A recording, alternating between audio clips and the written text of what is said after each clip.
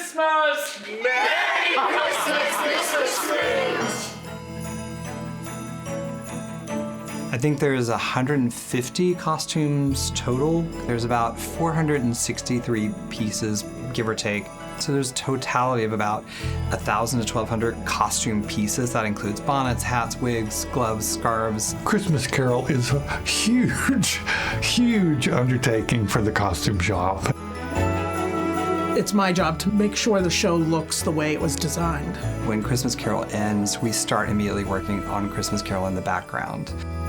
I'm actually a retiree from the Hartford Stage company, but I've come back periodically to help the costume shop. I've got a lot of really talented people. I've got 3 full-time stitchers that are working in the shop, 2 drapers working in the shop, 1 to 2 full-time craftspeople. To have a wig fit perfectly to an actor is really wonderful. To build a wig from start to finish, you have the initial fitting with an actor and doing a head wrap, stuffing the head out, then you make a foundation, and then you hand tie all the hair. When you're doing the front part of the wig on a finer lace, it's 1 hair at a time. I would say on average to hand build an entire wig, it's usually about 40 to 60 hours. There are 40-something actors in the show. They all play at least 3 to 4 to 5 characters apiece. Part of the fun is trying to figure out, how can I shave time off this quick change? How can I help wardrobe?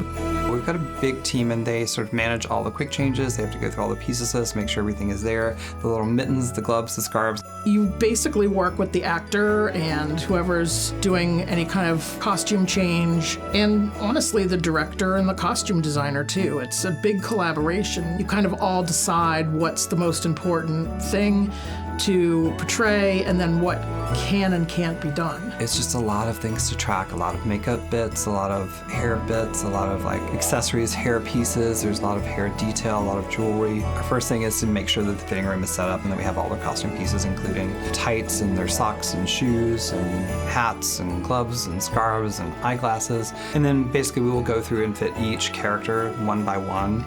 One of my favorite sort of visual things in the show. When Marley comes in, that was amazing and truly frightening. The character of Jacob Marley had a very specific design. Back when the show started, it was very almost ethereal. When we were remounting it after taking a break for several years, Michael and I were talking and he said, I really would like to go back to the way it looked originally. And so we played around a little bit with that, and I think we came up with a great solution. I think the show is balanced really well. The design was balanced based on a lot of realism, but also a lot of sort of fantasy. It's so good. And honestly, I feel like it gets better every year. You know, I guess there are just things you have to do in life. Christmas Carol is one of them.